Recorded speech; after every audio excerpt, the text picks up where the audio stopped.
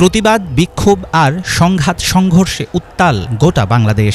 কোটা সংস্কারের দাবিতে শুরু হওয়া শিক্ষার্থীদের রক্তঝরা আন্দোলন মোড় নিয়েছে সরকার পতনের আন্দোলনে।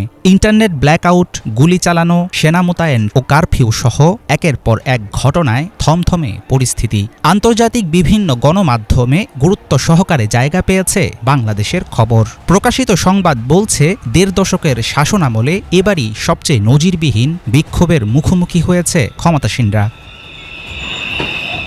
সরকারের পদত্যাগের দাবির মধ্য দিয়ে বাংলাদেশে আবারও বিক্ষোভ ও সহিংসতা শুরু, এমন শিরোনামে প্রতিবেদন প্রকাশ করে প্রভাবশালী মার্কিন সংবাদ সংস্থা অ্যাসোসিয়েটেড প্রেস। প্রতিবেদনে বলা হয়, চলমান বৈষম্য বিরোধী বিক্ষোভ পরিস্থিতি সামাল দেয়া টানা চতুর্থবার ক্ষমতায় আসা প্রধানমন্ত্রীর জন্য একটি বড় চ্যালেঞ্জ হয়ে দাঁড়িয়েছে।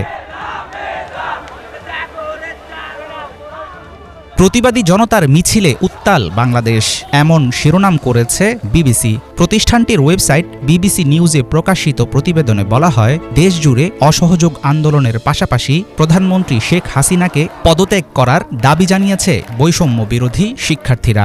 সাধারণ মানুষকে কর ও বিদ্যুৎ, গ্যাস ইত্যাদির বিল না দেওয়ার পাশাপাশি অফিস ও কলকারখানা বন্ধ রাখার আহ্বান জানিয়েছেন তারা। কোটা আন্দোলন নিয়ে শুরু থেকেই বিক্ষোভ, সংঘাত সংঘর্ষের খবর প্রকাশ করে আসছে কাতার ভিত্তিক সংবাদ মাধ্যম আল জাজিরা। বাংলাদেশে নতুন করে বিক্ষোভে শিক্ষার্থীরা, প্রধানমন্ত্রী শেখ হাসিনার পদত্যাগের দাবি শীর্ষক শিরোনাম করেছে গণমাধ্যমটি। প্রতিবেদনে বলা হয়, ছাত্র নেতারা অসহযোগ আন্দোলনের ডাক দিলে দেশজুড়ে রাস্তায় নামে জনসাধারণ। প্রধানমন্ত্রী শেখ হাসিনার পদত্যাগের দাবিতে বাংলাদেশে লক্ষ মানুষের বিক্ষোভ, এমন শিরোনামে সংবাদ প্রকাশ করেছে আরেক প্রভাবশালী গণমাধ্যম রয়টার্স। প্রতিবেদনে বলা হয়, বাংলাদেশের রাজধানী ও দেশের অন্যান্য অংশে সরকারকে পদত্যাগের আহ্বান জানায় হাজার হাজার বিক্ষোভকারী। দেশজুড়ে অসহযোগ আন্দোলনের ডাক দিয়েছে বাংলাদেশের শিক্ষার্থীরা, এই শিরোনামে প্রতিবেদন প্রকাশ করেছে তুরস্কের সংবাদ মাধ্যম টিআরটি ওয়ার্ল্ড। এতে বলা হয়, মারাত্মক দমনপীড়নের শিকার হচ্ছেন বিক্ষোভকারীরা। সেনা মোতায়েন ও কারফিউ জারি করে পরিস্থিতি কিছুটা শান্ত করার চেষ্টা করেছে সরকার, কিন্তু গেল শুক্রবার জুমার নামাজের পর নতুন করে রাস্তায় নামে ছাত্র জনতা। প্রধানমন্ত্রীর আলোচনার আহ্বান প্রত্যাখ্যান করল বাংলাদেশি শিক্ষার্থীরা, অসহযোগ আন্দোলনের ডাক, এই শিরোনামে সংবাদ প্রকাশ করেছে তুরস্কের রাষ্ট্রীয় গণমাধ্যম আনাদুলু। প্রতিবেদনে বলা হয়, কোটা সংস্কার আন্দোলনে বিক্ষোভকারীদের মৃত্যুর বিচার ও প্রধানমন্ত্রী শেখ হাসিনার পদত্যাগের দাবিতে রাজধানী ঢাকাসহ অন্যান্য শহর জুড়ে জড়ো হয়েছে হাজার হাজার শিক্ষার্থী।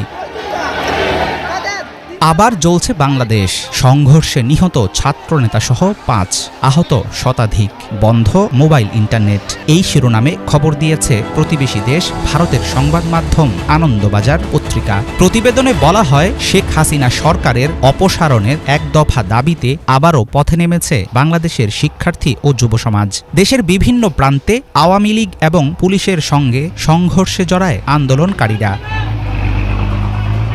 সরকারি চাকরিতে কোটা সংস্কারের দাবিতে গড়ে ওঠা ছাত্র আন্দোলন শেষ পর্যন্ত গড়িয়েছে সরকার পদত্যাগের এক দফায়। মূল দাবি পূরণ হলেও রোববার থেকে সর্বাত্মক অসহযোগ আন্দোলনের ডাক দিয়েছে বৈষম্য বিরোধী ছাত্র আন্দোলন। আন্তর্জাতিক গণমাধ্যমে প্রকাশিত অস্থিরতার সংবাদ বহির্বিশ্বে বাংলাদেশের জন্য দীর্ঘমেয়াদে ক্ষতির কারণ হবে বলে মনে করেন বিশ্লেষকরা। হাফিজুল ইসলাম, বাংলা ভিশন।